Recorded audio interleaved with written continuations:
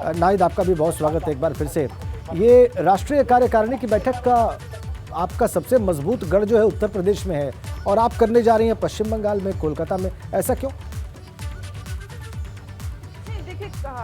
पश्चिम बंगाल भी तो भारत का हिस्सा है। नहीं, मैं ये नहीं कह रहा हूँ भारत का हिस्सा नहीं है, और मैं ये भी नहीं कह रहा हूँ कि आप अखिल भारतीय पार्टी नहीं है।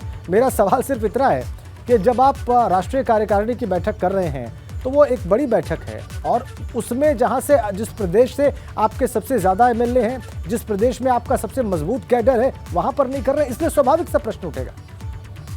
नहीं, ये गलत प्रश्न है। अगर प्रश्न ही उठाना है तो आपको बीजेपी से उठाना चाहिए कि बीजेपी का पंजाब में क्या है।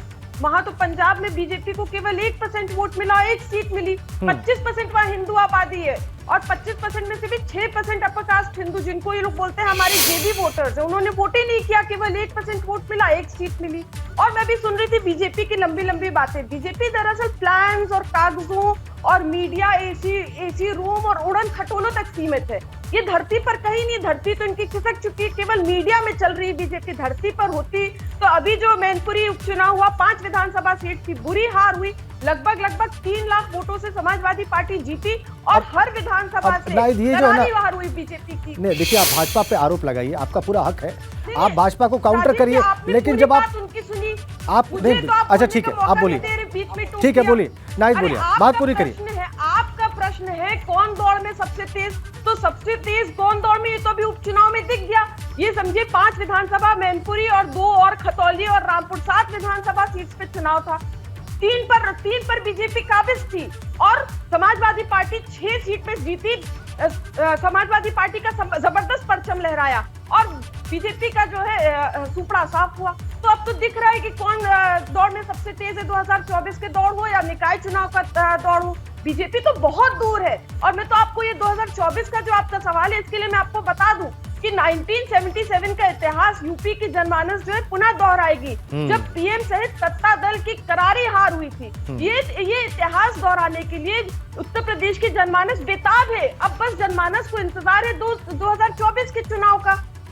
आप कह रहे हैं कि 1977 के जो चुनाव के परिणाम थे वो आप लोगों को प्रेरणा दे रहे हैं, और वैसा ही परिणाम इस बार आने वाला है, और आप कह रही सत्ता परिवर्तन हो जाएगा। ठीक है, अरुण राजभर आपके साथ रहे पिछले विधानसभा चुनाव में, और उस विधानसभा चुनाव में आपकी सीटें भी बढ़ी थी, आपका वोट फीसद भी बढ़ा था। ये अलग बात है कि उस चुनाव के बाद ये अलग हो गए और आप दोनों के रास्ते अलग हैं। वो क्या सोच रहे हैं, जरा ये भी देख लेते हैं।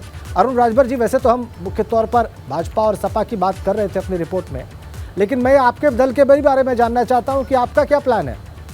आप तो अभी फिलहाल किसी भी बड़े दल के साथ गठबंधन में नहीं है, लेकिन आक्रमण आप सिर्फ समाजवादी पार्टी पर करते हैं आजकल।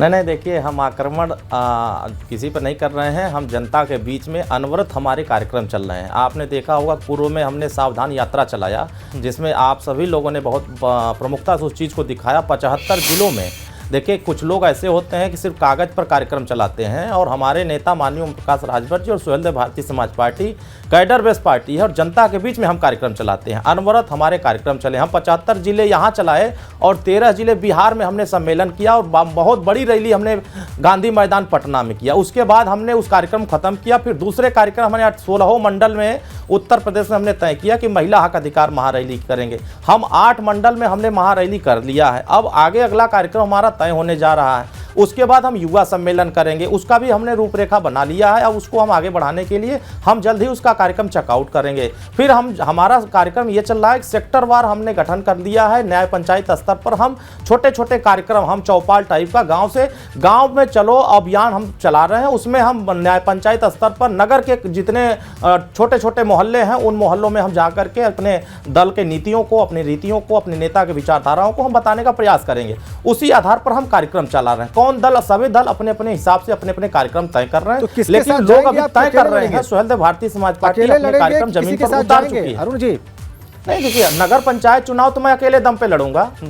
नगर पंचायत चुनाव पहले भी मैं अकेले दम पर लड़ा हूँ। दर्जन भर हमारे अध्यक्ष बने, और 100 से ज़्यादा हमारे पार्षद बने, वो तो मैं अनवरत, हमारा पूर्व में भी इतिहास रहा है कि हम अकेले लड़ते हैं और हमारी पार्टी पूरी तैयारी के साथ नगर पंचायत चुनाव और उसी दृष्टिकोण को रखते हुए लोकसभा चुनाव में हम मंडलवार रैली करने जा रहे हैं। अब हमारी सभी युवा सम्मेलन होने के बाद हम रैली करेंगे, मंडलवार बड़ी बड़ी रैलियां करेंगे। हम 1-1 लाख की रैली हमने तैयारी बना लिया है कि हर मंडल में 1-1 लाख की रैली होगी और उसके बाद लोकसभा का चुनाव नजदीक आ जाएगा तो वो सारी चीजें आपके सामने दिखेगा कि जनाधार मतलब लोकसभा चुनाव के लिए अभी आपने प्लान नहीं किया है, लेकिन निकाय चुनाव जो लोकल बॉडी इलेक्शन है उसको आप अकेले लड़ेंगे और उसकी कुछ बातें आपने बताई भी, जो कार्यक्रम आपने किए और जो आगे के कार्यक्रम है उसके बारे में भी आप संकेत कर रहे हैं।